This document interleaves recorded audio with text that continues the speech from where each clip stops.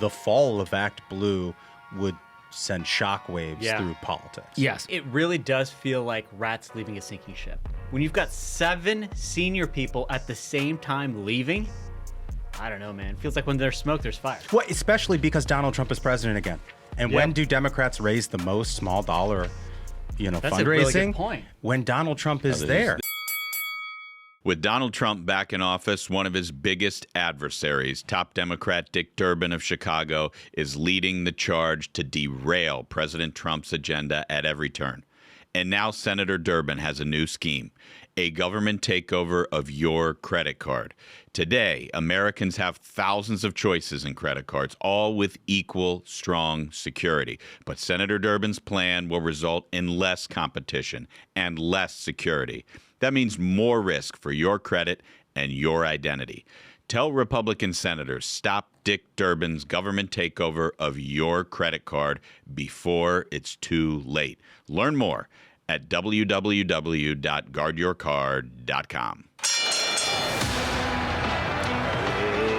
Ladies and gentlemen, your attention, please. Just a catching strays over here.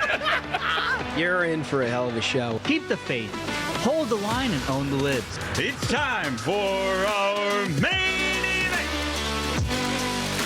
A very good Tuesday to all of you. Welcome back to the Ruthless Friday Program. I'm Josh Holmes, along with Comfortably Smug, Michael Duncan, John Ashbrook, left to right across your radio dial. As always, a full cast and crew here. Fellas, it's good to see you.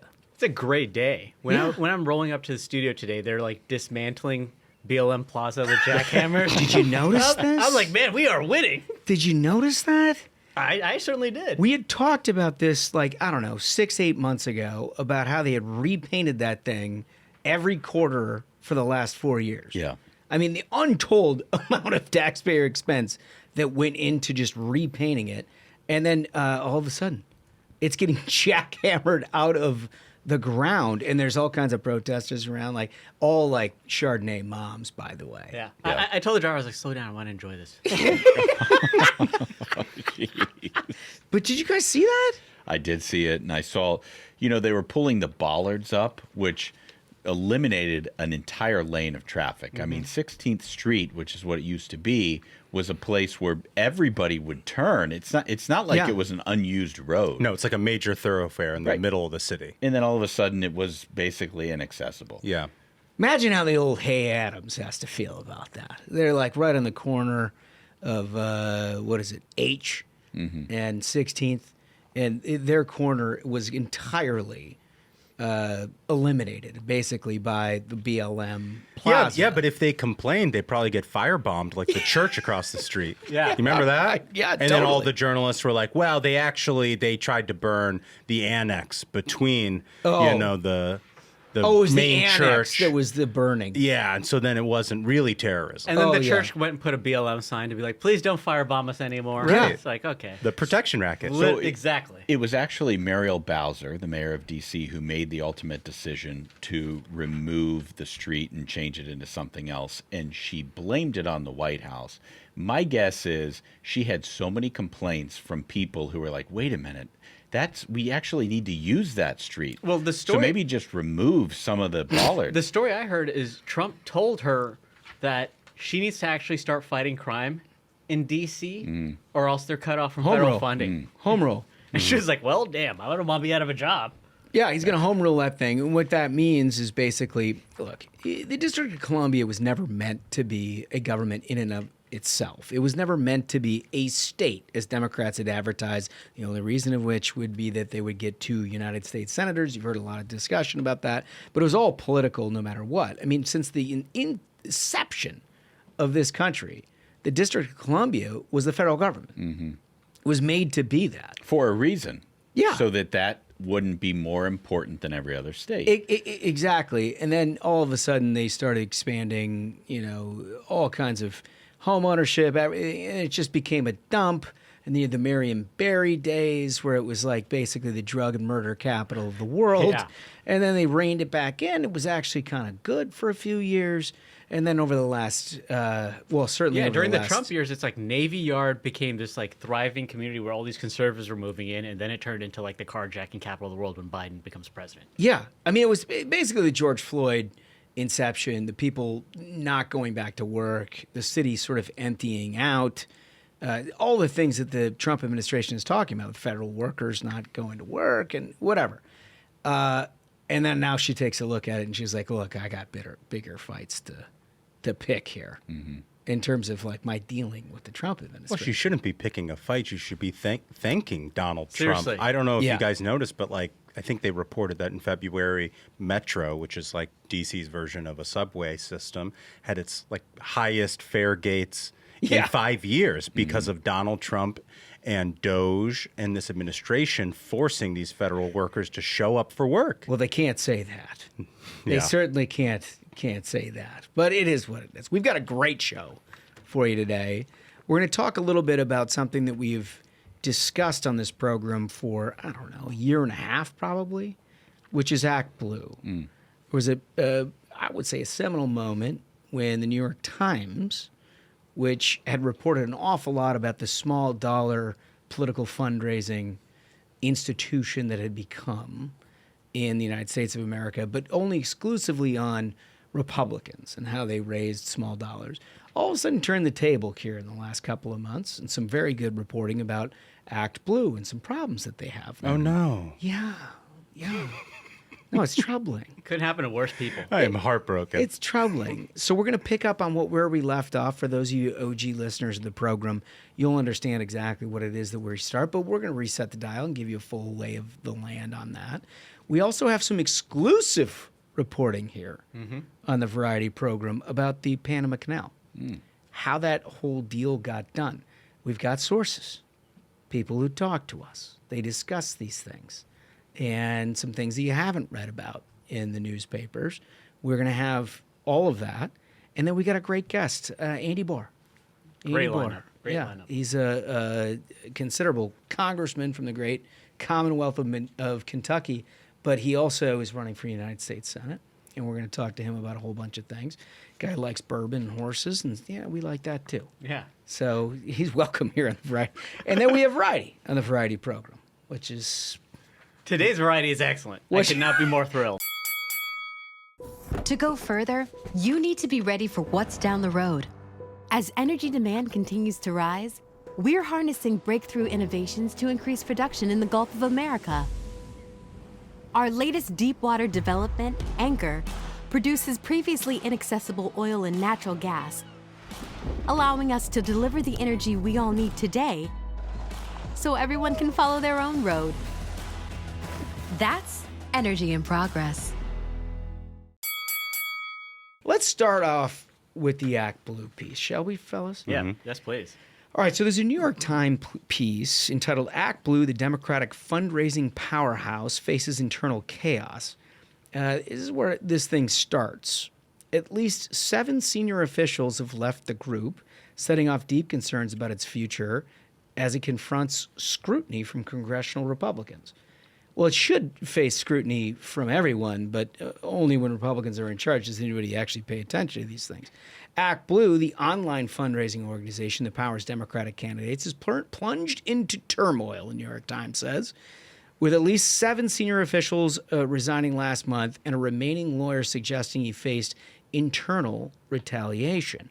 The departures from ActBlue, which helped raise money for Democrats running for office at all levels of government, come as the group is under investigation by Congressional Republicans. They had advanced legislation that some Democrats warn could be used to debilitate what is the party's leading fundraising operation. Last graph that I'll cover here, and then we'll throw it open. The exodus has set off deep concerns about ActBlue's future. Last week, 2 unions representing the group's workers sent a blistering letter trying to get out from underneath this, obviously, to ActBlue's board of directors that listed 7 officials who had left. The letter described in a quote-unquote alarming pattern of departures that was, quote, eroding our confidence in the stability of the organization. Now, Wow. let me just set the table at some level. So what ActBlue is, for those of you who are not, you don't do this for a living or whatever, it's the payment processor in the back end of all digital contributions. It doesn't control the advertising or the solicitations that people respond to, whether they're text messages or Google ads or Facebook ads or whatever. It's the processor. When you click on whatever you intend to donate and then you go to the donation, it's the thing that rings the till for you, right? The analog to this is WinRed on the Republican side. And Democrats somewhere along the way over the last 2 years decided to empower left-wing attorneys general like Keith Ellison, for example, to try to raise questions about WinRed and how they have done business with all kinds of different things, filed a bunch of lawsuits and did whatever. And all that did, and then they had the New York Times dutifully write it up and everything. Like, the Republicans are the ones that are the scandal. Yeah, right. Here. But all it did really is highlight the problem. I mean, it's with so common. ActBlue. It's like what Democrats always do, where they project, where they're like, we don't want anyone to look at us, so let's accuse the other side of it. And you're right. All it did was be like, okay, so what's ActBlue up to? Because ActBlue is roughly like 5 or 6x what WinRed ever was. And part of the reason for that is that it's not just the candidates. And WinRed does this too, but it's not just the candidates that are on ActBlue. It's every single 501c4 nonprofit deal that raises money for every single left-wing entity that you can imagine. And then they get into the 501c6 game, which is those unions that you saw here. So literally everything that is left of center is on ActBlue. And they had a 10-year head start over Yeah. Republicans when Republicans started WinRed and basically modeled the technology off of a lot of the things that ActBlue was doing. Because, I mean, honestly, it's smart. It's like you create this network effect where you get everybody on the same platform and a rising tide lifts all boats. You know, the unions are raising money on it. The nonprofits are, and the political campaigns can come in and benefit from the work that has been aggregating over years from all these various left-wing groups. Yeah. But everybody who follows these Senate races closely always wondered in 2020, in 2022, in 2024, how is it that these Democrat senators who nobody has ever heard of had these incredible quarterly fundraising hauls? It just like, I mean, you look at the greatest fundraisers over 2014, 2016, 2018 on both sides. And then all of a sudden in 2020, 2022, 2024, Democrat Senate candidates were raising outrageous sums of money. And the conclusion is not that, oh, they're saying something so wonderful that everybody is like, yes, I need to be on board with that.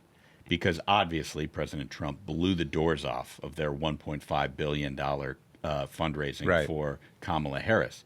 So there's something going on in Democrat fundraising. Everybody's been talking about it everybody in the industry has been talking about it for years. Something weird has happened. Just to level set for a minute. I mean, even Senate races, which are the most expensive other than a presidential race, where Republicans have won, the fundraising discrepancy on this low dollar, hard dollar, which is the most valuable in all of politics, has been significant. It's like a 4-to-1, 5-to-1. You look at somebody like John Tester, for example, absolutely blew out of the water what any Republicans could do in terms of their own low dollar digital advantage. And they still get beat by a mile, but it makes things more interesting when you have these tens of millions of dollars of advantage in all of these races. And they've had this year over year over year. And there had been a lot of reporting done by independent media folks over the last couple of years where there's a donor that had no idea that they had contributed. There are old people who were on reoccurring. Yeah, you get these interviews with like 90-year-old people who some reporter will show up to their house and be like, "Did you make like 140 donations to John Tester?" And they're like, "No, I never did that." Right. And they're like, "Well, ActBlue's got a record of all these transactions of you donating." Right, and what Democrats would have you to believe is that, oh, John Tester supports men playing women's sports, and it just happened. That's very popular. Yeah. People want that, so therefore they're donating on a small dollar basis to let men play women's sports, and John Tester is their hero. And then everybody is like, wait a minute, I'm not so sure that's as popular as you're leading us to believe. Yeah, and so look, all of this smoke has been arising, and I don't know whether or not there is fire here. I mean, we're talking about billions of dollars being processed on the Democratic side. Certainly suspicious that there is such a significant advantage by Democrats forever. And then when you hear stories about people who didn't know that they donated, actually donating, it creates something, well, it's worth looking into. So Congressional Republicans have done that.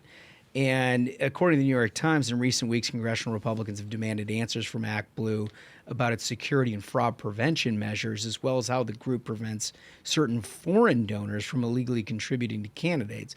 The letter from ActBlue unions, now this is the people who are actually, they have accounts there, and they have written in saying they warned that the group was under, quote unquote, increased scrutiny, and that the target of bad faith political attacks at the hands of ill-intentioned operators, right? So they're trying to like have it both ways here. They want to send a strongly worded letter saying like, we would never, under any circumstances, endorse any sort of nefarious behavior. But the fact that anybody else has raised it, that's certainly bad faith. They're like, these are bad faith attacks, unrelated. 7 board members have left. So, but it's a huge development, though. It is. Like I want people to understand, if you don't work in politics, you might not get it. I mean, political campaigns these days are funded 70%, 80% by these small dollar donations when you're looking at a statewide race like a Senate campaign. So, like, the fall of ActBlue would send shockwaves through politics. yes. Yeah. I mean, to me, it really does feel like rats leaving a sinking ship. When you've got 7 senior people at the same time leaving, I don't know, man. It feels like when there's smoke, there's fire. Well, especially because Donald Trump is president again. And when do Democrats raise the most small dollar, That's fundraising? a really good point. When Donald Trump is there. This is a good point. Because, That's a great point. our politics today, like it or not, is all negative mobilization. It's like what the other guy said. I mean, some of the biggest Dem fundraisers in Senate campaigns, think about it. Amy McGrath, who was she running against? Mitch McConnell, right?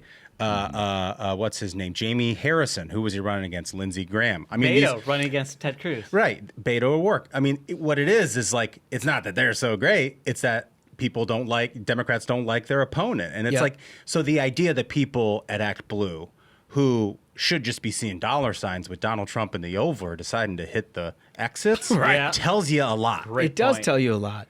But somebody decided to look into it, right? And here's the other thing. Elon is now on this. And he raised this. We're going to get into Elon's stuff and all of that. But we have to tease one merch piece, fellas. So excited about this. Before we get into this, we have talked for the last couple of weeks about how it's golf season. It's now, the weather's getting nice. People are stretching out there ready to go and golfing. We got something brand new for folks. Can we pop this up? Can we pop up graphic 2? What you're looking at is the very first Ruthless Friday Program golf gear entitled Gaza Riviera. Yeah. It is what I imagine the President Donald Trump had in mind when he decided we're going to just rejuvenate this area a little bit. It's the most beautiful place in the world. So Gaza Riviera is what we have in mind. I love the subheader: casino, golf, spa. That's just like, Mr. President, if you're listening, we are trying to manifest this. Make it happen. If I see Donald Trump on a golf course and he's got some of this stuff, I'll just quit. That'll be the highlight of my life. Dude, Mission it's so good. So you remember, go to ruthlesspodcast.com. You can get it in the header of where you're the listening store. to this here at the YouTube on the Variety Program. Like and subscribe while you're there. But this is a nice high-end piece of material. Yeah, they're a premium because you want to show up with your best. Yeah. If you're on the driving range wearing a Gaza Riviera, Your boys are gonna quarter love zip, it. it's a conversation piece. I mean, your boys are going to love it. And as soon as we finish recording here, Michael Duncan is going back to the sewing machine, Yeah. and he is going to put as many of these together as he possibly can so that everybody who wants one can have Yeah, it. I'm going to rub some Tiger Balm on my knuckles, get rid of that carpal tunnel, and I'm going to be right back at it. I love it. So when we come back, we're going to get to Elon, what he had to say about ActBlue. How is that relevant to this larger conversation right after this? American investment, more jobs, higher wages. It was President Trump's promise when he championed the Tax Cuts and Jobs Act, and American businesses delivered. Investing in U.S. manufacturing and equipment, increasing wages for American workers, and creating over 500,000 new jobs. That's why he's fighting to do it again for families, workers, and businesses. Tell Congress to extend and strengthen President Trump's tax reform. Paid for by the Business Roundtable. Learn more at brt.org. Before we get into the Elon stuff, I just browsed through the Gaza Riviera stuff. I'm buying it all. Yes. Yeah. I'm buying it all. We have a golf trip coming up here in the next few weeks. I'm going to buy this for you guys. I think it's Thoughtful. essential. You're paying full price. I know. No discount. I know it. I don't want a discount. I want to make sure that I get exactly. I don't want a stitch out of place. I want the Michael Duncan threaded. That's right. Like he would do for all of our listeners. God, it's great stuff. All right. So anyway, Elon weighs into this deal about ActBlue, and he claims that George Soros, LinkedIn co-founder Reid Hoffman are funding the protests against Tesla. Can we put up graphic 1, please? All right. So what you're looking at in graphic 1 is a fire, essentially, and this is one of what I understand is several different attacks against Tesla over the last few weeks. You'll noted that the Tesla stock has taken a bit of a plunge because lefties see an attack against Elon Musk's signature industry of Tesla as like their best way of just sort of protesting this situation, which is so classic. So classic, right? You can, on one hand, accuse a man who decided to volunteer to go in to try to make government more efficient as somebody who's profiteering off of it. On the other hand, watch his company suffer as a complete result of that and then not see the disconnect between the two. Yeah, and when most people are upset about something with their government, they write a letter to their congressman. They write a letter to the editor of their newspaper. When the left is mad, they start fires on public infrastructure. Yep. You know, we just saw this picture. If you could put that picture back up. I mean, imagine what goes through your head when you're like, okay, I'm going to take gasoline and I am going to light a fire on all of these electric charging stations. That's Right, how you yeah. save the planet. Yeah, right. I thought that I these thought people we were electric people. thought that the world was going to end. Well, only when there's Democrats producing the electric vehicle. You know. Only if Stacey Abrams gets a cut. That's it. So then it matters. That's right. That's how you save the climate. That's exactly right. Unless it's entirely wired, we're not interested in your clean energy. Well, anyway, the protests at dealerships and other locations have occurred even at some Tesla vehicles and charging stations that have been damaged, destroyed, and it's not clear that the protests and vandalisms are linked. But there is some, again, more smoke to suggest, and this is according to Fox News, that investigation has found that 5 ActBlue funded groups responsible for the protests are troublemakers. Disruption Project, Rise and Resist, Indivisible Project, and Democratic Socialists of America. This is what Elon wrote. All of these operations are, in fact, on ActBlue. Yep. On ActBlue. So I'm shocked. So here's the thing. ActBlue getting money to the Democrat Socialists of America? But for you OGs, you've been following as we've discussed this. Mm-hmm. It is not like Republicans have, where we have a singular processor where you know your money's going where it should be. Democrats over the last 10 years have expanded this out to literally all of these 501c4s that are left-wing billionaires, including Hans-Borg Weiss, who is a foreign national contributing to Democratic nonprofits. They're all on ActBlue. Hell, even Pod Save for the California fires ran it through ActBlue. So ActBlue gets a piece of the action when it's supposed to go to help people who've gone through this horrible, horrible situation. Ingesting the data that good, well-intentioned people would want to have to provide philanthropy and then in some skimming ways. off the top, too. Well, okay, allegedly. We don't actually know that. Well, but at the very takes least, a percentage of every contribution. well, ActBlue does as the payment processor, but that's sort of besides the point. But the thing is, it's the data. Mm-hmm. Yeah. They want all the data there on ActBlue, so then they can bombard you for emails from the DNC and raise money to fight Trump. But the thing is, the type of schemes that are being discussed here online are schemes that would never cross a Republican's mind because they know that the media is going to pin him to the wall. That's a good point. And Democrats have carte blanche. They are never held accountable for anything that they do. And when they know that they can get away with absolutely anything and the media is not only not going to question them, they are going to praise them. Until this New York Times story that you opened the show with, Josh, they had carte blanche. Any scheme that they could come up with, whether it's Stacey Abrams giving away the stoves, whether it's these like anarchy groups who are starting fires to public infrastructure, they know that they can get away with it because nobody's ever going to call them to the carpet. Nobody's gonna say anything. And here's the thing: this has been going on for a long time. All of this, like, it never really occurred to anybody whose job is the political beat to ask questions about why Democrats raise roughly 5 times what Republicans do, despite the fact that even when they win elections, it's on by an eyelash. Mm-hmm. Like, is it just cultural that Republicans are just not interested in donating to politics? I doubt it, right? And part of that is the ecosystem that they've built with all of these nonprofits, foreign money, which we've come to understand, a lot of different things that go into raising money for these sort of niche concerns. The one that always caught my eye was Mark Kelly. Mm-hmm.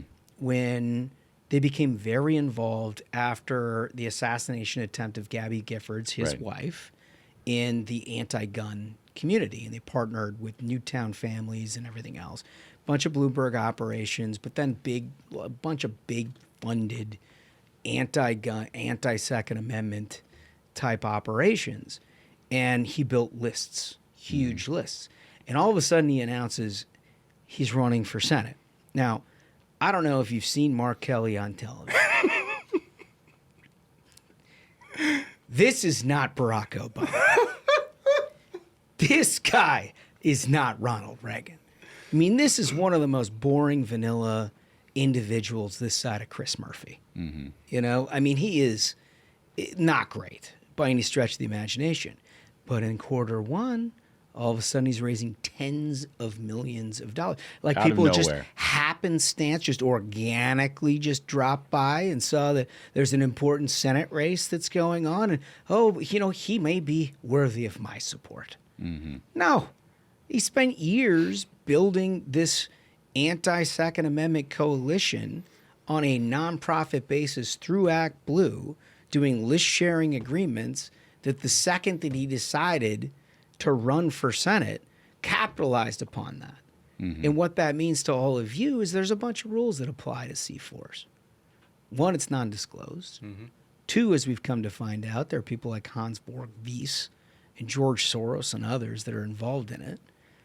And then 3, if you have a lockdown list exchange agreement, you've basically built on the back of what is a cause to try to eliminate the Second Amendment, a political list that they used quarter after quarter to try to get some guy who's not that impressive to look like a political juggernaut. I mean, like, think about that. It's a nonprofit group who builds this list of donors, and then it just gets handed over to a Democrat running for office. Well, and it's not just that. Hans-Jörg Weiss also was funding state ballot initiatives in 2024, to pass pro-abortion laws and to try to drive up Democratic turnout in swing states in 2024. He's a Swiss national. Yeah, he doesn't even live in the country. He's a Swiss citizen. And the Department of Dirty Tricks for the Democrats is long and deep, and I think you did a great job, Josh, talking about some examples of that. Reid Hoffman,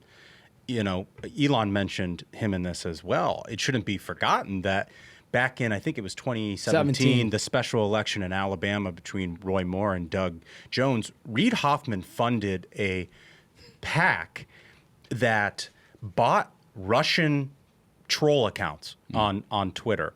So he was colluding with the Russians. And then, actually, it was a false flag operation. What the PAC did is bought Russian troll accounts to tweet pro-Roy Moore stuff and then pitched to the media that Roy Moore is a Russian asset, just like Donald Trump. And because it fit the narrative. Right. That was Terry McGowan, who runs Progrum and that whole left-wing dark money operation. These people are the worst. They are. They're the worst people. It's just the worst. Just completely fraudulent people, just liars. And they lie on purpose and they get away with it. And like they have no shame, just back in politics, doing it all over again. Yeah, so we brought this up a year and a half ago because we thought this was something worth keeping an eye on. It's now something the mainstream media is interested in. Yep. You followed along the way. Our listeners knew way ahead of everybody else. Like, I don't know where this thing ends. I truly don't. But clearly you wouldn't just have all your senior staff quit if there's nothing. And like Duncan said, during what should be a great fundraising cycle for Dems. Yeah, you really should. So, like, one of the things that they were accused of is straw donors.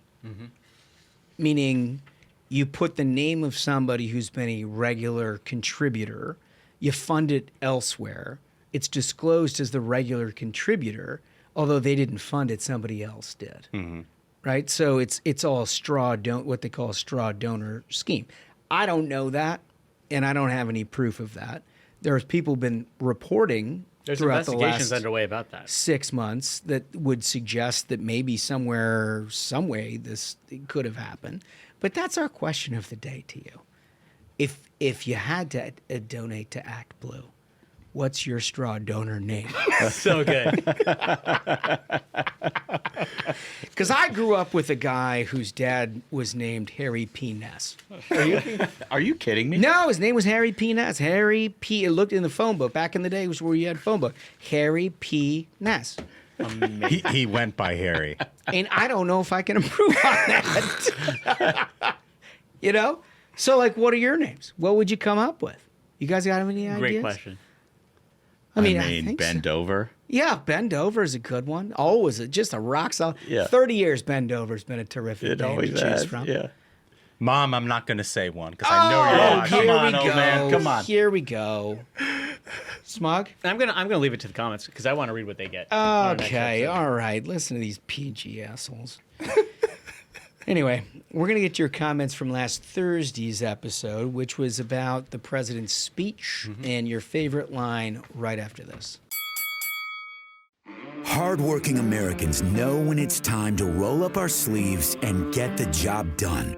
Now is the time to unleash our nation's energy to create jobs, secure our future, and make life better, more affordable, and full of opportunity for all Americans. That's the power of America's oil and natural gas. Learn more at lightsonenergy.org. Paid for by the American Petroleum Institute. Okay, so remember, we're in the comments section. Like and subscribe. Appreciate everybody that's been doing that. If you do, and you leave us a comment, we're going to read all of them, and then we choose a few that we think are representative of the whole, very smart. And to do that, we always start with the voice. Okay, this first one comes from John Ambrose, and Mr. Ambrose writes, "My favorite moment from the joint address, after reciting the litany of Social Security recipients who are more than a century old And ignoring the Democrat chants of lies, lies, lies, President Trump, with his impeccable comic timing, turned and said, "We have a healthier country than I thought, Bobby." That was great. That was such a great moment. So good. Ambrose continues, "It was a MAGA masterpiece of highlighting a serious issue while squishing his critics with mocking irony. We are so lucky to have President Trump and his team working every day to make America great again. Stay ruthless, fellas." John hit the ball out of the park. Yep, did. That's it. It's not enough, and one of the reasons we exist here on the Ruthless Friday program, it's not enough to show why they're wrong. You have to make fun of them while you do it. 100%. You got to do it. That's exactly what Donald Trump does better than anybody else. John, great comment. Dunks, what do we got? Comment 2 is from Deep Root Acres. They write, "A statement that stuck out to me during President Trump's speech on Tuesday was, quote, 'Our message to every child in America is that you are perfect, exactly the way God made you.'" Yep. He continues to crush and blatantly refuse the woke indoctrination and instead upholds the true biblical and godly principles, also known as common sense. I believe God will bless a president who fights against blatant evil and manipulation. Love the podcast. Keep it up. Blake C., Cedar Falls, Iowa. Blake, great comment. Cedar Falls, great town, by the way. I've spent some time there.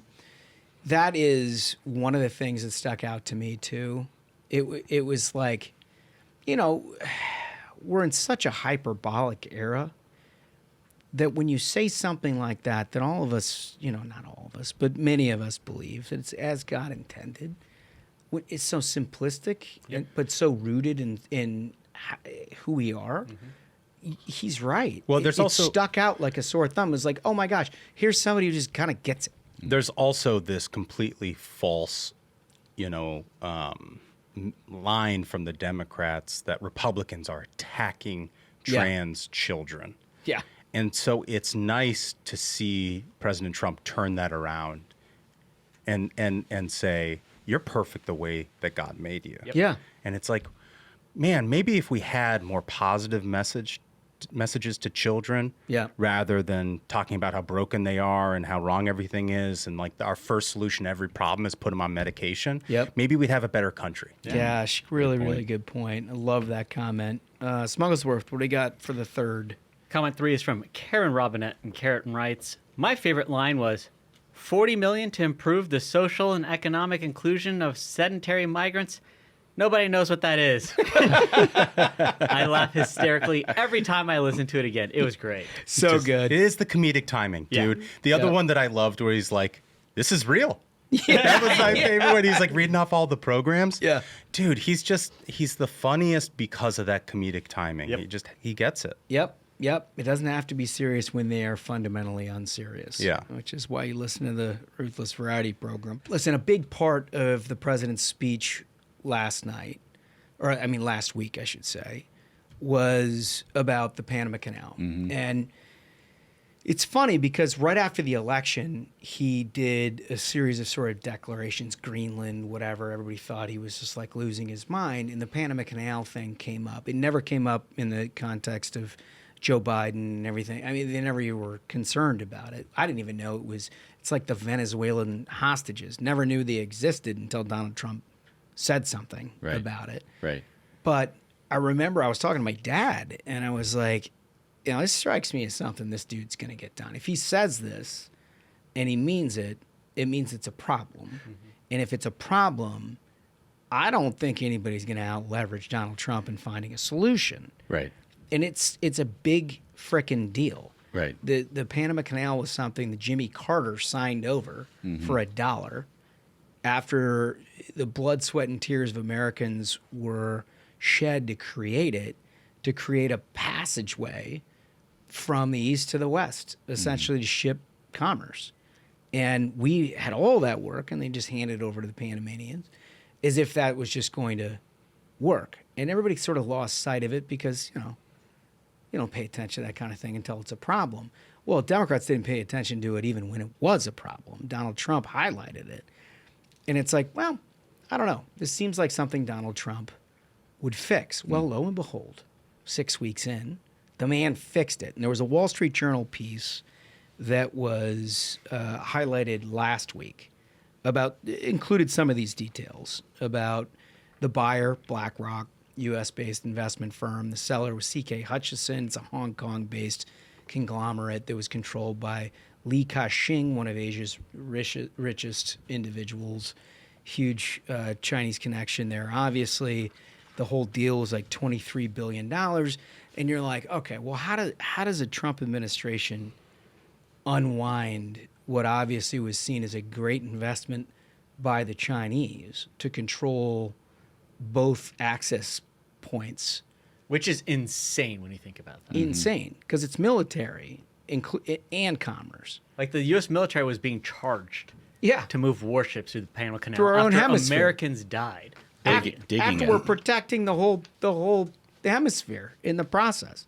So this is really interesting. So this whole thing, this is original reporting by the Variety program. We spoke with multiple people who were involved in the negotiations. And it started coming together after the Rubio remarks about Chinese ownership constituting a treaty violation for possible violations of international law.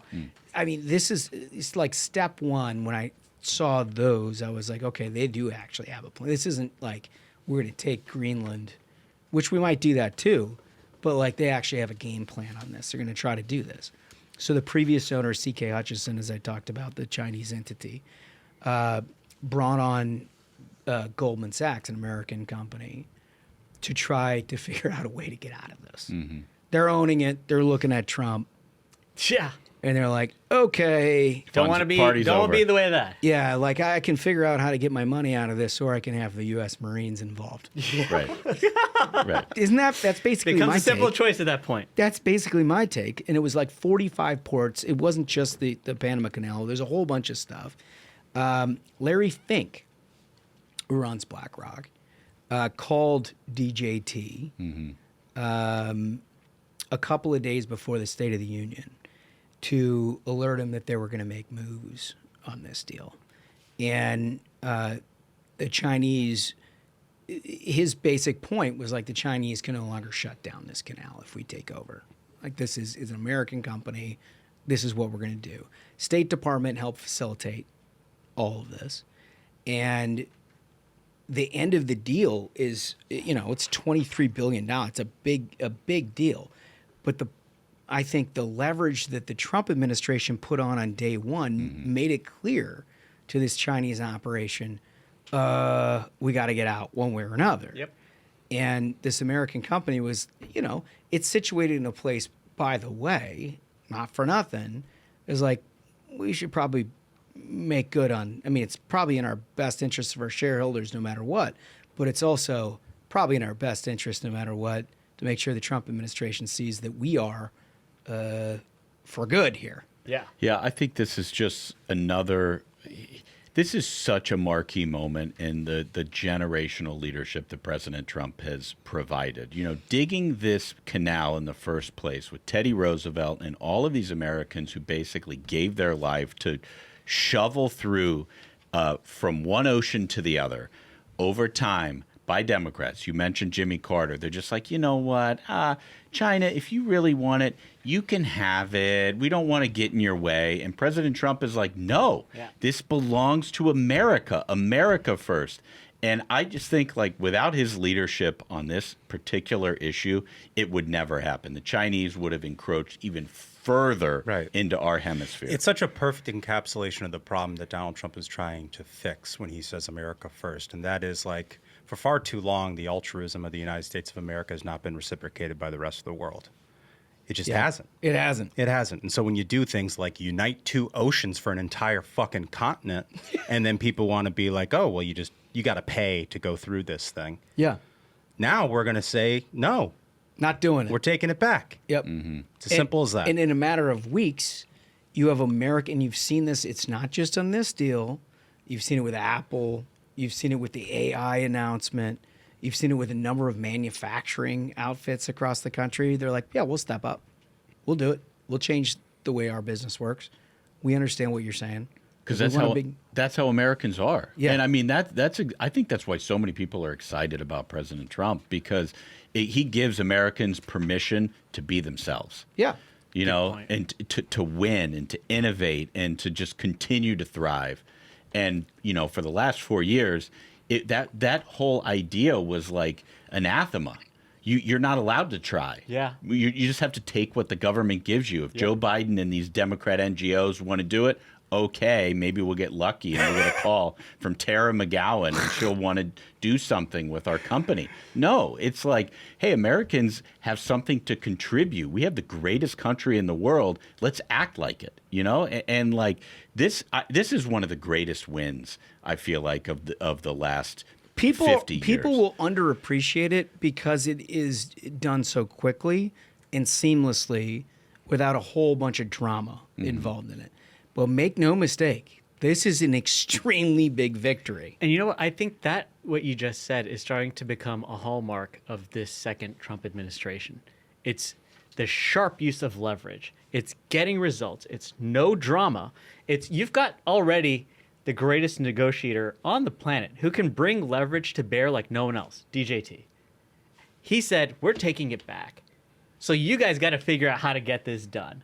And they got it done. So I think in the end, like what they ought to do is a celebration, because you're right, this has gone under the radar. Like they ought to have a Codel announced down there. I mean, for those of you who don't know what that is, it's basically a delegation of American officials that go down there and celebrate this, because it is worth celebrating. Yeah, great idea. Hell, we'll MC the thing. Yeah, even better. I'd be happy to be down there. We'll MC the Do thing. you think we could get some of those great hats? Panama? That's what I'm in it for. A Yeah. Panama I want a hat with the Panama big bill? Yeah, maybe like a DJT signature on the side. While they play Panama by Van Halen. See, we're the right people to celebrate this. We are. We are. There's nobody that they'd rather see. That's right. Nobody would bring diplomatic certainty like Yeah. the Ruthless Friday Program. Anyway, we got that information. We thought it was worth passing along because it's interesting. Yeah. It's interesting. You only get it here. You only get it here in the Variety Program. You guys ready for some variety? Boy, am I ever Yes. for this. We got a couple of things that you guys are just not going to believe. For one, it fits right back in your airline thing. It feels like it's so much lately. We had like 500 people tweet this story at us. So, I mean, like we said, we listen to the Minions. They wanted this on the show, and you got it. You got it. Let's play clip one, if you don't mind, Spagats. I'm okay. I got a pee, but I'm okay. Just a naked person on a plane. Yeah. Yeah. Is she hitting herself in the head? No, I think don't those know. are two middle fingers. Is though. she doing that, or is it double guns? What do we got going on? All the way front to back. Girl, stop. Yeah, for our audio-only listeners, this is a naked passenger going up and down the aisle. She's got her arms spread out She's like turned she's around. She's Make like it to where her Dick boobs are, Nixon like, Yeah. covered, board in the so I helicopter. don't And get in she's trouble completely naked. If I post it. Put some emojis over. Yeah, for sure. Put some emojis. Oh, she's probably on mushrooms or acid or something. Mushroom or acid. Can anyone guess the airline? Yeah, can anybody get the... If you guess Southwest, you would be right. Is it a zoo? Is it a circus in the sky? So according It's to Southwest. the New York Post, screaming Southwest passenger strips naked on a plane, shocking fellow flyers, including children. People are wearing less and less on the runway. We've talked about this. Aside from this situation, Yeah. Usually it's pajamas, shorts in the open-toed shoes situation. Disgusting. You know. thong sandals. Yeah, it's just you can't do it. You can't do it. A Southwest flight bound for Phoenix, Arizona was forced to return to the gate after an unruly passenger stripped naked and began screaming at the top of her lungs before takeoff. It came as a complete surprise to everyone. One female eyewitness who opted to remain anonymous told 12 News. Is it a of the surprise? shocking Is it display. a surprise when you sign up for Southwest that this kind of stuff happens? Is it really a surprise? Yeah, but they don't even I- assign seats. I'll tell you, can you imagine if you were going to visit your in-laws in Phoenix and you're like, hey kids, we got a great deal on the flight. We're boarding in the C group. They pushed him to the back. Your family, like your kids, are sitting in a different row, and all of a sudden, some crazy woman walks down the aisle naked. You can't even cover your kids' eyes because you're not allowed to sit next to them because they're sitting in the middle seat between two other people. I mean, Air travel has become too accessible. That's 100% it. I just think it's the whole thing sort of breaking down. You remember like the Super Nintendo, like they had the cartridge, and when the game didn't work, you took it out and you blew on it, and then you flipped it up and down, you hit the reset, and you put it back in, and it would work.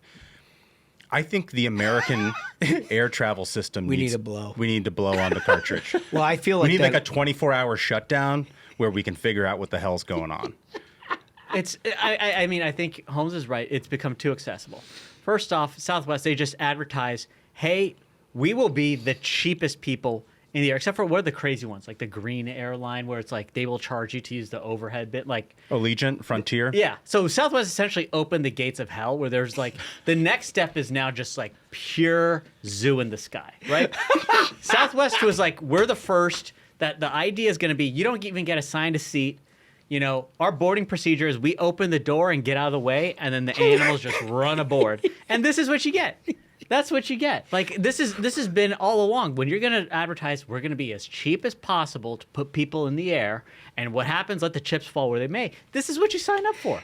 Smug, do you? Yeah, it's like they throw the hay on there. There's not even seats sometimes. It's essentially just like animals. You know what in the barn. You know what I really dislike about Southwest is the indignity of the drink ticket. Like they do drink tickets? Like you're waiting at the deli counter. Yeah. The indignity of that sort of thing. And the people who put up with that are the people that strip naked on an airplane. That's it. I think you're right. No coincidence. I think you're right. It's a big problem. We've got a second piece of variety for you today. One that you highlighted, Smug. Yeah. This has to do with scientists, and this was on X. Time, I think, tweeted this out. They don't have a magazine, but they still have an X account. And it has to do with the breeding of woolly mice. Yeah. Can we play that one, please? So what you're looking at is 3 mice, and they appear to have a much more robust coat than your average mouse. It's more like a like some kind of a fur ball. Yeah. Like the kind of thing that you would purchase for a young child. Mm-hmm. And the reason for it is because they've got woolly mammoth DNA. So this has been a process. We've talked about this before, that scientists are working towards bringing back the woolly mammoth, which I fully support. For hunting purposes. For hunting and recreational purposes. Yeah. Like if we get to the point where you can go to a ranch in Texas and they'll take you up in a helicopter and you just mow down woolly mammoths running across the field. Like in Jurassic Park, when I first saw Jurassic Park, and you know, they drive up in the Jeep and you see like all these dinosaurs rolling around and they're in awe, and I was like, but what if you had a machine gun on the Jeep, right? Like that would be the dream. And so the fact that science is finally doing something worthwhile, right? Like we're finally getting to the point where they've got it in the mice. They've got them that small. All we got is hopefully, in a couple of years, we get to the point where they bring the whole damn thing. Well, the back. actual mammoth, it's been gone 4,000 years, according to this outfit. And it's an 8-ton, 12-foot elephant-like beast that walked the earth. They've done a lot of stuff. It turns out, they say our 3 flagship species for de-extinction. Mm-hmm. De-extinction. Yeah. Is what they're calling all this. The mammoth, thylacine, or a dodo. I don't know what those other things are. They say the thylacine, the Tasmanian tiger, which is like, okay, whatever. But like, everyone wants the mammoth back. Yeah, a dodo is a flightless bird. Oh, is that what that is? We don't need They that. don't need that. What do you need that for? We need a woolly mammoth. It seems like maybe it's the easiest one to do. So And they're why like, not oh, the we did T-Rex? it. Woolly mammoth, T-Rex, maybe the raptor. So you can Okay, eat we saw their- the movie. But that's the thing is, I think if they're careful, we can do it. Right. Yeah, right. But Duncan's a big fan of the vestigial arm. The vestigial arm, that arm meat would be so tender because it doesn't get worked out at all. It's like a turkey leg from the state fair. It's got to be so succulent. That would be so cool. Maybe B-Dubs would sponsor something. That's like exactly right. And they have some of the best flavors. Asian zing, like a T-Rex Asian zing wing would be fantastic. lemon pepper T-Rex arm. Oh, yeah. So good. Anyway, keep your eye on all that. And once they get it here, we're probably going to hunt it. Oh, God, I hope it's soon. Somebody's going to invite us. I want that so badly. If Smug can't get a bear rug, he should get a woolly mammoth rug. Yeah. Well, we should hunt it, or these animals should fight each other. I Yeah, mean, that's another one. One thing I noticed about these mice, they didn't have the tusks yet. I think as soon as they get those tusks Oh, man. built into the mice, we need to have a situation where those mice fight regular mice, and we see who wins. Yeah. I mean, the pay-per-view receipts on that would be enormous. And I mean, who knows? Maybe like they'd be good at taking out rats. So then you just unleash them on the New York City subways. And then I think the woolly mice are better than having the rats. No Yeah. question. With the tusk, they'd be cleaning house. Yeah. I mean, we ask the important questions here on the Ruthless Friday program. Where are the tusks? Where are the tusks? You say you've replicated the woolly mammoth. Great point, Ash. Where are the tusks? Right. I mean, It's you know, important. what they could have done is just sort of soap and watered that thing, fluffed up the coat a little bit, Right. and been like, "Hey, we got a mammoth." I think here. I think the follow-up story is going to be like, congratulations, they now have the tusks. Also, all of their necks immediately snapped. they can't drag Can't support their that. little mouse heads across the. Anyway, we'll fight them. We'll fight them nevertheless. We're on all of that as we are all animal news and air travel news just for you. With that, I think we're going to have to get to our guest, Andy Barr. I want to welcome to the program an old friend of ours. He's been here several occasions, although I think this is his first time in studio. He's brought some gifts, folks, that we're going to get into in a minute. Andy Barr, how are you, sir? Josh, good to be with you. It's an honor to be with an official White House correspondent. Thank you. From our own region. You know, right. Cincinnati Unbelievable. area, you grow up hoping that you can make the big time, and then you ask a question at the White House, and all your friends hate you because of it. It's just unbelievable. You really can't get better than that. And by the way, and also my wife's favorite podcast. Oh, Yeah. wow. I learn more about the job that I do every day from my wife after she listens to your podcast than what I learn about my job on the House floor. Well, and listen, Andy, and it's well understood in the Barr family that Davis is our favorite of the Barr family. Definitely. No question about that. Congressman, you are a congressman from Kentucky, and I have one request for you. Because I have to hear from my friend here from Cincinnati constantly about the state of Ohio. I was wondering, is there anything in the works here maybe to annex Cincinnati into Kentucky so that we get less Ohio talk here on the Ruthless Friday program? You know, we don't need to do that because we've already taken over their airport. Yeah. You know, the Cincinnati airport is in the Commonwealth of Kentucky. In fact, it's CVG for Covington, Kentucky. The metropolitan area of Covington, Kentucky is actually the code for the Cincinnati airport. Yeah, that's right. And a lot of the guys that play for the Bengals and a lot of the big wheels in Cincinnati live in northern Kentucky. That's right. All right, For a that's reason. enough. We got limited time with this guy. Listen, one of the things that you are, amongst a senior congressman, a policymaker, a valued voice within the Republican Party, is a chairman of a Bourbon caucus. Yeah, the chairmanship of the Financial Institutions Subcommittee, with jurisdiction over the Federal Reserve System, the bank regulators, not nearly as important as chairing the Bourbon Caucus. That's right. Exactly. And the White Oak Caucus. Of course, we all know as bourbon lovers that bourbon, by law, by statute, has to be aged in a virgin, brand new white oak charred barrel. Yes, exactly right. And if it has any authenticity whatsoever, it has to be in Kentucky. That's right. That's right. 95% of all bourbon whiskey is distilled and aged in the Commonwealth of Kentucky. The other 5% is counterfeit. Yeah. I remember passing many cents of the Senate resolutions indicating that you may have whiskey. It may be great. But if it's in Kentucky, it's a bourbon, and if it's out, it's not. That's right. Is it tough to be chairman of the Bourbon Caucus? That must have been like a knife fight in a toll booth trying to get that job. There's Man, a lot it of was. guys who would want it, I'd assume. Absolutely, absolutely. But it is a bipartisan caucus. I'll say Morgan McGarvey, the Democrat from Louisville, and before him, John Yarmouth. They're my Democrat colleagues. And they act like this tariff thing is a big problem. But I want to share with you all a story about working with Howard Lutnick in this America First trade policy and how tell us. and how the administration's policy is really opening up markets for Kentucky bourbon.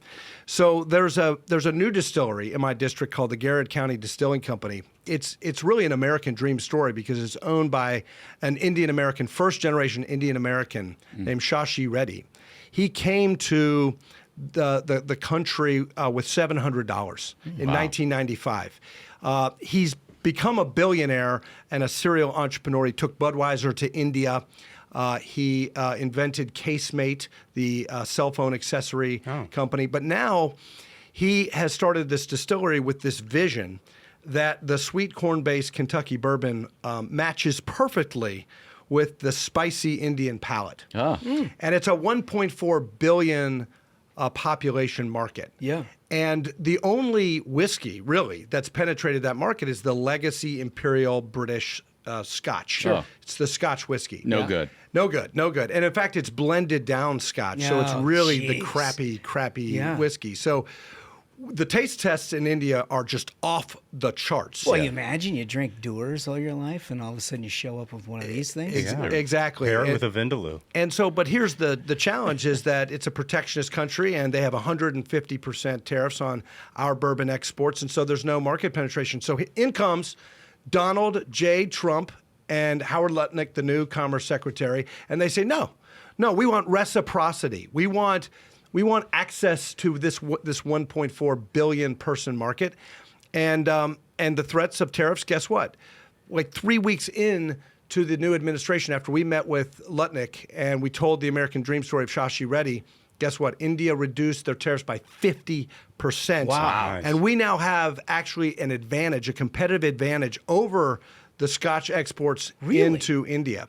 So that's not a story you read about. You don't read about this, and so this does illustrate the power of the Trump tariff policies, and the conventional wisdom is that the retaliatory tariffs from the EU it's going to wreck the bourbon industry. Obviously, we're watching that, but we want reciprocity, and this is how we can actually help the bourbon industry increase massively their exports. Oh, it's a really good. I mean, again, you get a very one-sided set of circumstances in terms of how people are looking at tariffs and whatever. You saw Canada, for example, totally retaliate against the bourbon industry. All kinds of different fears. They seem to have remediated some of it, and then some of it comes back. It's all kind of back and forth. It strikes me as a negotiation. But what you just laid out is the negotiation actually can be a net help in the end. Certainly, if you got another 1.5 billion people who are now in the marketplace. Yeah, and Howard says we're just getting started. I mean, the Commerce Secretary says we're just getting started, and if we can continue to bring down those tariffs in a market as huge as India, this is an absolutely game changer for Kentucky bourbon. That's amazing. So what do we start with here? I mean, this is like, I'm not going to let this sit here as a display piece. I mean, this is something else. I'll tell you, I'm starting with Colonel Taylor. Are you really? You Good guys for do what you want. That's a smart. That's I a think smart I'm going to move. have a sip of that Weller. I'm going to go with What the do you think? Blantons. Yeah, I'm going So- with the Blantons. So good for you. What do you want? I'm going to start with Double Oaked. You get the Double Brown Oaked? Foreman. Right in your backyard. Yeah, so this is Woodford County, Kentucky, in my district, and Woodford Double Oaked is a Louisville, Kentucky-based headquartered company, but Beautiful grounds. and the distillery itself is right in the center of my district in Woodford County, and this is a really, really tasty. Cheers. Guys! Cheers, Cheers, fellas. Cheers. Thanks for bringing this in. Cheers on down. You got it. Oh, man. Oh, my goodness. So smooth. It's no wonder why the Indians love this. I mean, you just one taste and they're like, yes. But let me this tell is you what- so much better than what the Brits have been shoving down our throats for Exactly. the last 2 generations. So let me tell you a story about this. fought I'm wars on on I'm on the Foreign Affairs Committee as well, and this is really related to foreign affairs. So one of the first impressive people I met in this job was the ambassador from Lithuania to the United States, a guy named Žygimantas Pavilonis. Okay. Love this guy. Okay. Freedomite, freedom What a loving. name. I mean, this guy is our kind of guy. Like he loves freedom. He's an anti-communist and was kind of raised in the era of Ronald Reagan, but in Lithuania. Yeah. Okay. So he becomes the ambassador. He meets me and he says, Andy, Kentucky and Lithuania, we have lots in common. I said, really? He said, yeah. You love basketball, University of Kentucky basketball, right, University of Louisville basketball. Yeah. And Lithuania, we almost beat Dream Team. And I was like, wow, that's true. You've got a lot of NBA players from Lithuania. He said, we've got a population of about 4 million people. You've got about 4.5 million people, similar size place. And we like to drink, and you like to drink. But he starts drinking the Kentucky bourbon. I actually bring him to Kentucky. He brings his agriculture ministry guy. I take him to Rupp Arena to a college basketball game. I bet he loved it. Take him on a tour to all of the... Is he just shit-faced by the end of it? So, yeah. So we do all these taste tests at all these distilleries, and we go to this Kentucky Chamber of Commerce dinner. Oh, God. And he's a little, he's had a little too much to drink, and he stands up and he says, I want to propose a toast. And he raises his full glass of bourbon and he says, I have come to realize that vodka is the drink of the occupier. But bourbon is the drink of freedom. Well said, sir. So I said this to my friend, my new friend Shashi Reddy, and I the analogy is, of course, the British occupation. Right. So Scotch is the occupier, and bourbon is the drink of freedom. It's the drink of freedom. So There's cheers, no question cheers to about that. it. Cheers to Cheers the to the drink of freedom. freedom. I cannot thank you enough for bringing this on in. So, look, tell me. We are, 6-7 weeks in. Lots happening. Amazing change in almost everything. I know the Commonwealth of Kentucky, not quite as well as you do, but pretty well. Pretty well. And I got to imagine that people are pretty pleased about the results of what's happening here. A lot of MAGA in Kentucky, let me tell you. Yeah. My district's a little different, as you well know, because you helped me on my 2018 campaign. It's the only swing purple district in Kentucky. So it's kind of like the House floor on the joint address night.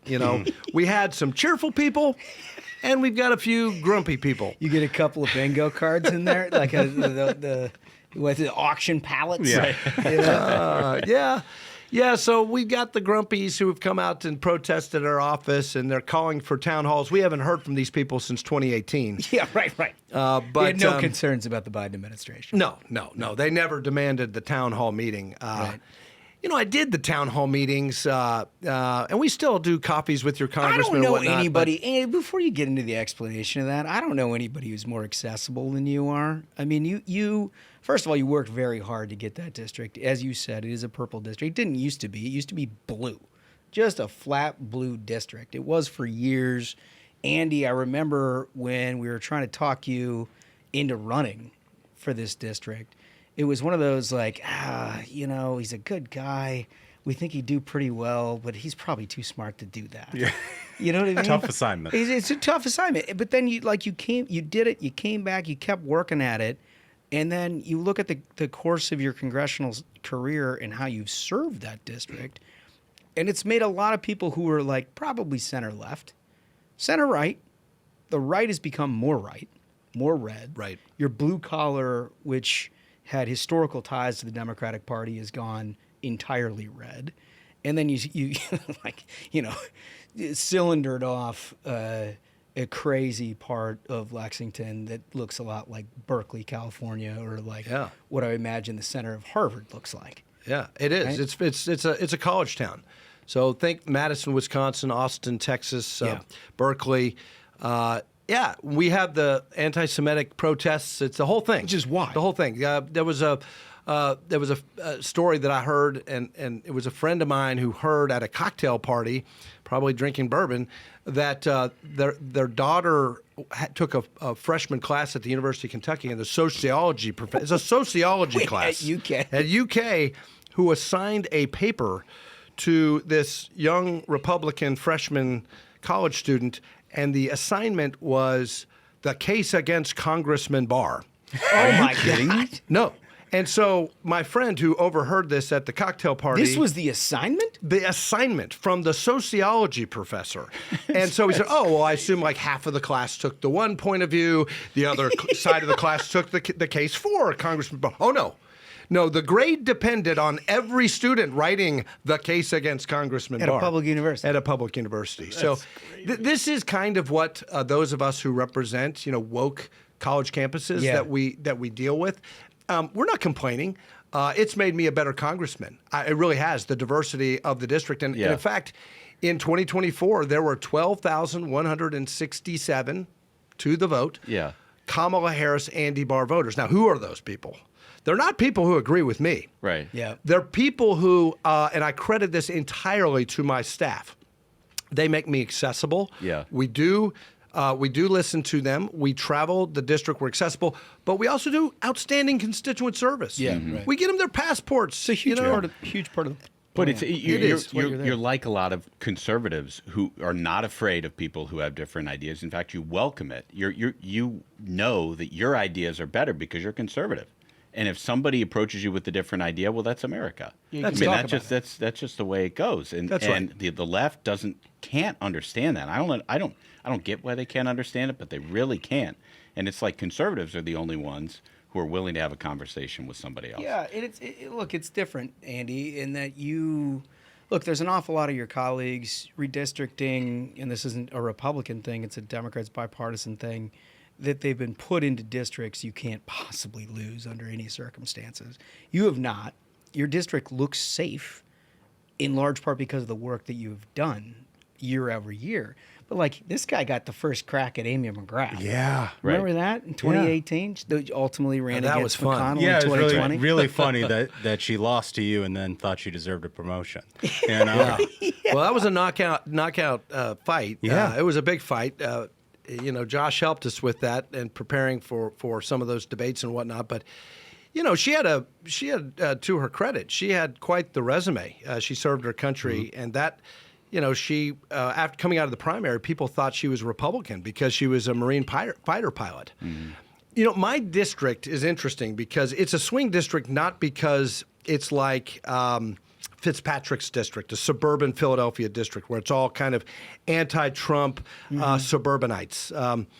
It's a swing district because it's got a little bit of everything. A blue university, woke town, surrounded by some of those swingy suburban voters who. There's a lot of people who are going to resonate across the country that are listening to this. I mean, this is basically the new politics of a lot of different sort of urban, suburban, exurban areas in this country. And those suburban voters, they were voting for Republicans pretty reliably, and they switched.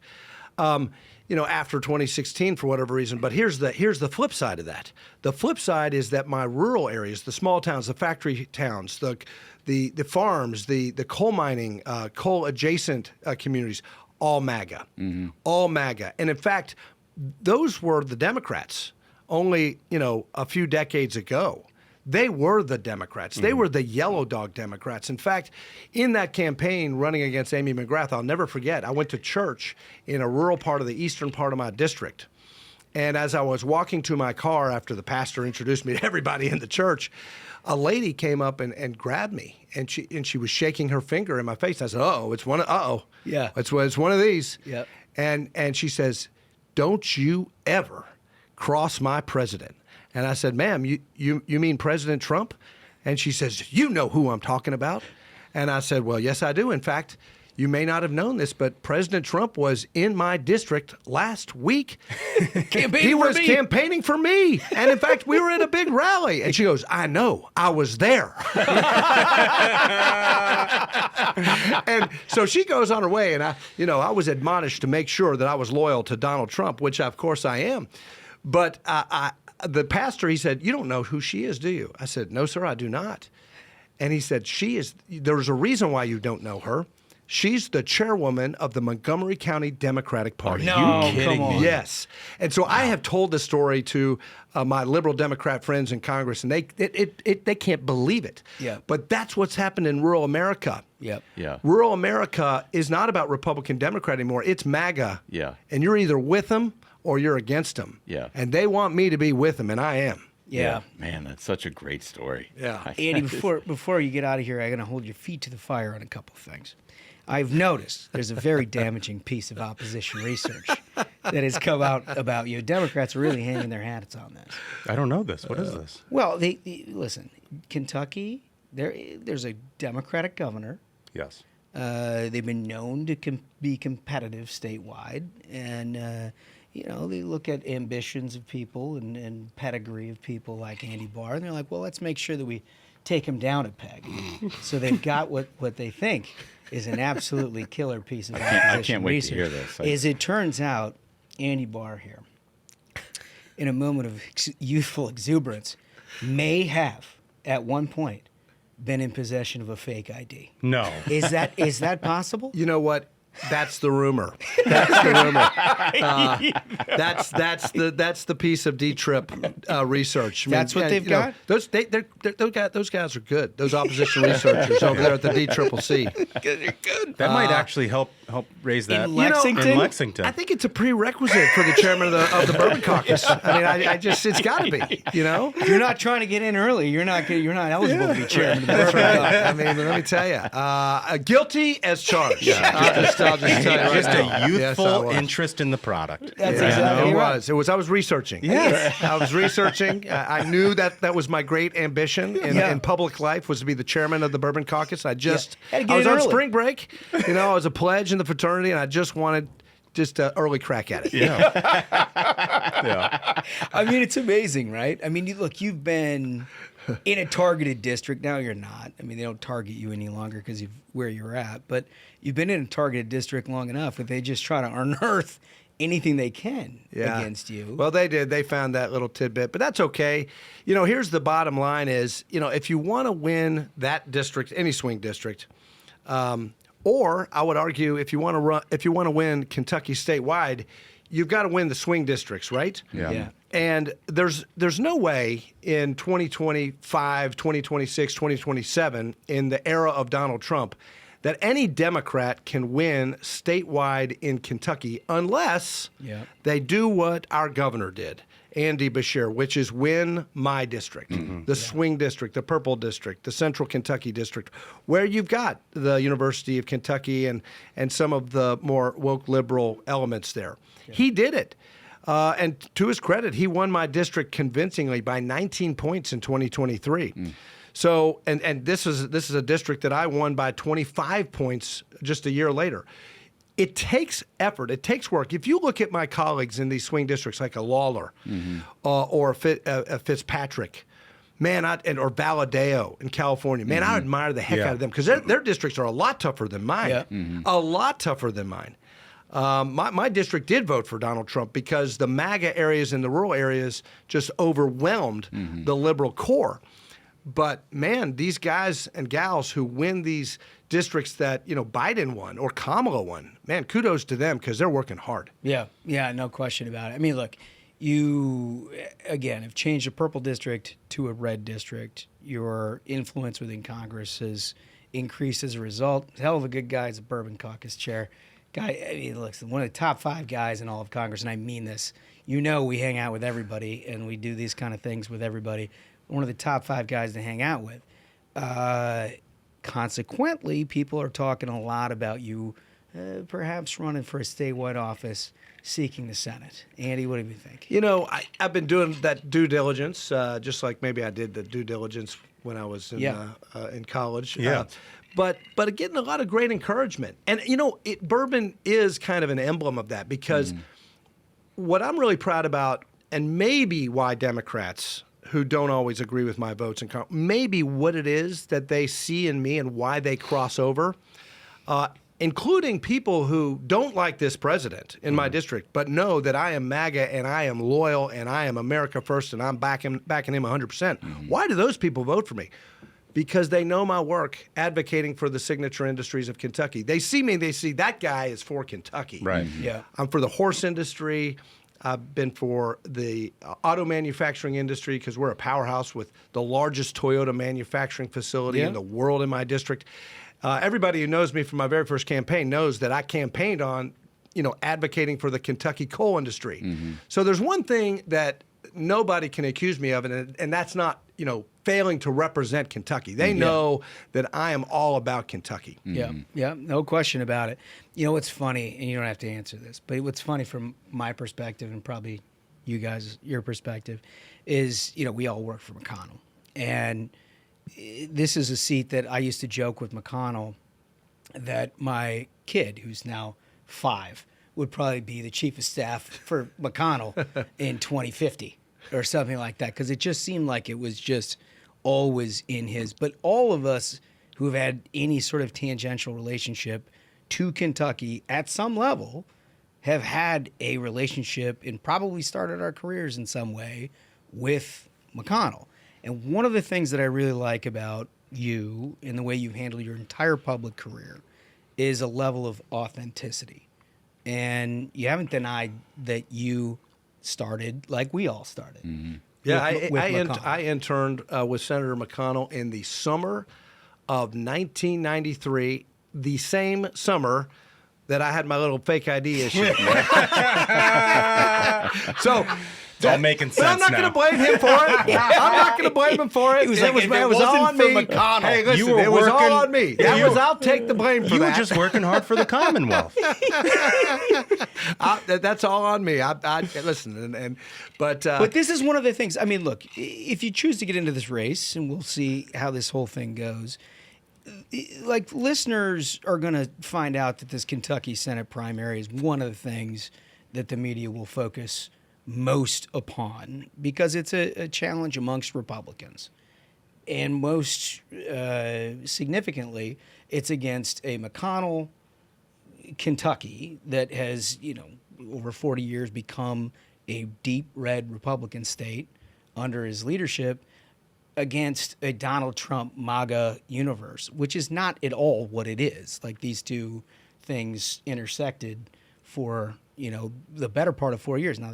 Especially on the federal judiciary. And I think both Donald Trump and Mitch McConnell deserve credit for transforming the federal judiciary and the Supreme Court into an originalist Supreme Court. And they worked together on that. Mm-hmm. And I'll tell you what, that is a heck of a legacy. And I'll tell you what, our country is better off because we have a conservative, originalist federal judiciary that is going to defend and uphold this president's agenda. Yeah, no question about it. I guess just to finish a point on this, everybody's going to want to reinvent themselves, right, in this race where, we don't, I've noticed already people trashing McConnell and trying to become something they're not. What I've appreciated about the way you've handled this is you've handled it the same way you've handled the 6th District, which is, I am who I am, I represent who you're going to vote for me or you're not. Right. But it has nothing to do with anybody else making some sort of evaluation about what you think I am. As the congressman from the 6th District, I often, especially over the last, decade, they have asked me, so many reporters, or sometimes constituents or others have asked me, so you're from Kentucky, are you a Rand Paul Republican or are you a Mitch McConnell Republican? And I tell them I'm neither. I'm an Andy Barr Republican. I'm my own guy. Yeah. And my voting record is my own voting record, and it's transparent. Yeah. And you can see how I vote. And you'll see, I'm for Kentucky every time. Yeah. Every single time I'm for Kentucky. And that's a reputation that I really relish. I appreciate that. And that's what people want. The reason why everybody is so MAGA is because in Kentucky, you have a population of people who have been just completely run over by our society. Everybody in New York has run over everybody in Kentucky time and time and time again. And then all of a sudden you have Donald Trump, who's sticking up for people who've never been stuck up for in the past, other than like people like you who are looking out for the coal families, who their industry and their livelihood has just been completely crushed decimated by Democrats. Decimated. And what they're looking for is somebody who is authentic, who is actually going to stick up for them. So what they love about Donald Trump, it's why you've been elected over and over and over again, because of that authenticity, because people are looking for somebody who is going to provide a voice for them. Exactly. That is exactly right. That's exactly why that chairwoman of the Democratic Party in the eastern part of my district voted for Donald Trump. Right. And not only voted for Donald Trump, but wanted to make sure that her congressman, who was a Republican who Donald Trump campaigned for, was always going to be with Donald Trump. Right. So I always have to remember her, the Democrat chairwoman of the Montgomery County Party, about why, I need to support this America First agenda and why I do. Yeah, no question about it. So, when you're doing the Bourbon Trail thing, You look at these things, you can't pick amongst children, can you? Yeah, it's like choosing your favorite child. Right, exactly. I'm not allowed to. It really is. But here's a little secret that they're all great, but I love Blanton's. This particular Blanton's comes from the White Oak Caucus Special Barrel Pick. Ooh. This is an initiative to that Bruce Westerman is helping us with this, G.T. Thompson, where we're going to try to reforest the white oak to regenerate white oak for the bourbon industry. And this is who says I'm not an environmentalist, right? But the other one is Weller, and Weller for your audience who likes bourbon or have heard of the Pappy Van Winkle, which is a very expensive, hard to get bourbon. Weller is a great bourbon because it's basically Pappy Van Winkle, young Pappy. Mm-hmm. Yeah. It's the same thing. It's Young exactly Pappy. the same thing, just comes out of the barrel a little earlier. That's incredible. Well, it's a vibrant industry. I know I've enjoyed more than anything else getting to know the people who put this stuff together, the passion involved in it, a uniquely American product. Absolutely. And if you're choosing your spirits, you can get tequila. You can get scotch. We all enjoy a tequila night, no question about it. But this thing, this is supporting Americans, no question about it. You got it. This is Kentucky is the land of the pioneers. Daniel Boone. Yeah. We've got grit. We're the tough people. Yeah. And we're the coal miners. We powered America, and every so often we want to relax, and a great bourbon man once told me, don't leave a bourbon bottle unopened. Even if it's one of the premium brands, you got to open it because it's not about the juice in the bottle.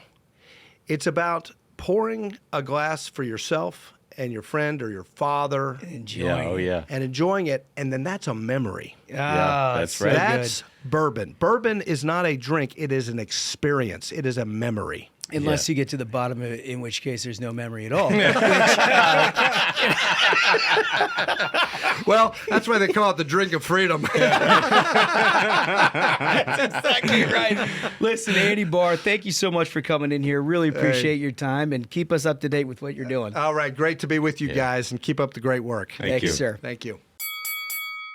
Man, what just an outstanding guy he is in the bourbon. You cannot beat a guy from Kentucky bringing bourbon to the variety program. He knows his way right into our hearts. He's been a good friend for a long time. No question. We got to love him. He does know us. Yeah. He does know us. We're easy to please. We're easy to please. No question about it. Remember our question of the day. What fake name would you use on ActBlue to cover your tracks? We've got our ideas. Great question. And you know what? Next time, you're going to have to, Yeah, like for when sure. we get back into the comments, I want you guys I don't want to steal get- any but from the minions who reply to that. Yeah. And Harry P. back in Minneapolis. Amazing. Keep your ears on, pal, because it's coming at you. Like and subscribe to the YouTube channel. And with that, I think we have done it. I think so. Absolute banger of an episode. Gentlemen, thank you so much, Congressman Barr, and thank you so much to our listeners. Remember, if you have not yet subscribed to that YouTube, it's more fun in video. So until next time, minions, keep the faith, hold the line, and own the libs. We'll see you on Thursday. Stay ruthless.